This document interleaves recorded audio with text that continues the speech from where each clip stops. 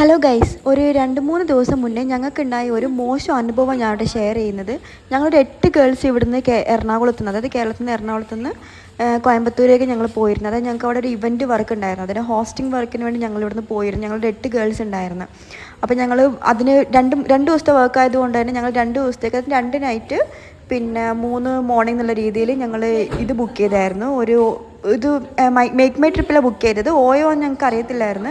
Make my ട്രിപ്പിൽ ഞങ്ങൾ apartment കണ്ടിട്ട് വർണ്ണ റെസിഡൻസി എന്നും പറഞ്ഞിട്ട് അപ്പാർട്ട്മെൻറ്റ് കണ്ടതുകൊണ്ട് അതാണ് ഞങ്ങൾ ബുക്ക് ചെയ്തത്. പിന്നെ ഒരു 4000 റേഞ്ച് അങ്ങനെയാണ് വന്നത്. 2 റൂമിനും കൂടെ 4000 റേഞ്ചാണ് വന്നത്.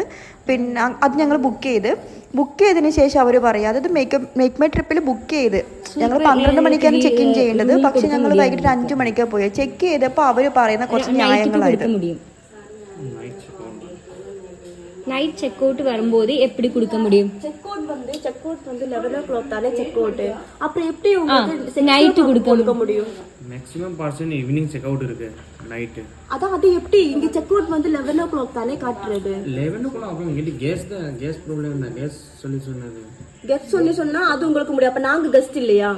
கெஸ்ட் இப்போ ரூம் இல்ல. நீங்க அண்டர்ஸ்டாண்ட் பண்ணி. அதுக்கு தான் கேக்குறேன். அப்ப நாங்க கெஸ்ட் இல்ல. இப்ப நாங்க புக் பண்ணி இருக்கேல்ல. ഒരു കാര്യം കൂടി ചോദിക്കട്ടെ. ഓൺലൈൻ ബുക്ക് பண்ணியாச்சு. அப்புறம் ஜாஸ்தி புக்கிங் பண்ணாச்சு. அதுக்கு ഓൾറെഡി நீங்க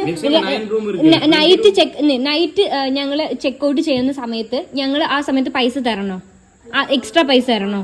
നിങ്ങൾ ഡയറക്റ്റ് ആയിട്ട് ഫിസിക്കലായിട്ട് അപ്ലൈ ചെയ്യുന്ന പോലെയാണ്, ഐ മീൻ ബുക്ക് ചെയ്യുന്ന പോലെയാണോ അതോ ആപ്പ് ത്രൂ ആണോ അത് നടക്കുന്നത്?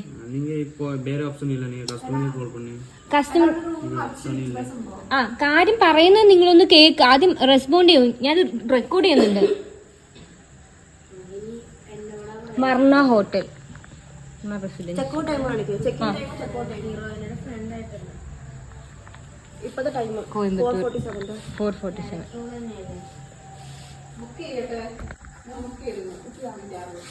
നൈറ്റ് തരാൻ പറ്റും, ഇപ്പൊ തരാൻ പറ്റില്ല.